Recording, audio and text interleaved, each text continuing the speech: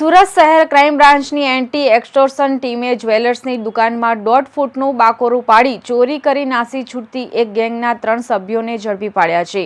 પોલીસે 3 આરોપીઓને 1,40,750ની મત્તાના મુદ્દામાલ સાથે ઝડપી પાડ્યા છે, જેમાં ચોરી કરેલા સોના ચાંદીના દાગીના સહિતનો મુદ્દામાલ છે.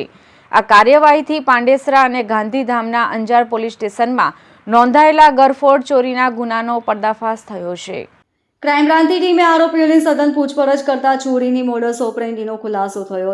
આરોપી નંદુ ડામર અને દિવાન ગામડે જય અંબે જ્વેલર્સની દુકાનમાં ચોરી કરવાનું નક્કી કર્યું હતું. આ માટે તેઓએ વડોદરા જઈ તેમના મિત્ર મુકેશ ડોડિયાને મળ્યા હતા.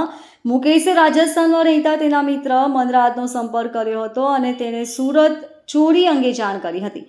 મનરાજ તેના બીજા સાગરીતો સાથે વડોદરા આવ્યો અને નંદુ ડામર, દિવાન ગામડ, મનરાજ અને તેના સાથીદારો સાથે મળી સુરતમાં ચોરીના ગુનાને અંજામ આપ્યો હતો. તેઓએ જ્વેલર્સની દુકાનને પાછળથી દિવાલમાં 1.5 ફૂટનું બાકોરું પાડું ચોરી કરી હતી.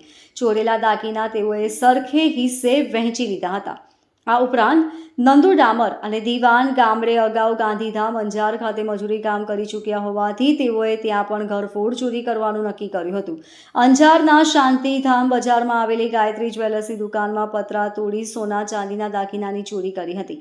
આ ચોરેલા દાગીના તેઓ વડોદરા ખાતે મુકેશ દુડિયાના ઘરે મૂકી આવ્યા હતા. આ દાગીના વેચવા માટે 3 આરોપીઓ સુરત ખાતે ભેગા થયા હતા, ત્યારે તેઓ ઝડપાઈ ગયા હતા.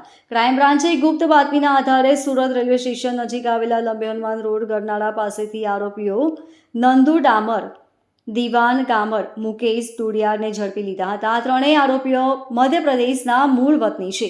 આરોપીઓના કબજામાંથી 1,40,750ની મત્તાનો મુદ્દામાલ જપ્ત કરવામાં આવ્યો છે, જેમાં 1,12,500ના સોના ચાંદીના દાગીના, 17,000ના 4 મોબાઈલ ફોન, 10,000નો ઇલેક્ટ્રિક વજન કાંટો, 1,000ની ગેસ કટરની પાઇપ અને ₹250નો એક કોયતો તેમજ 2 બેગનો સમાવેશ થાય છે. Bureau report LK star news, Surat.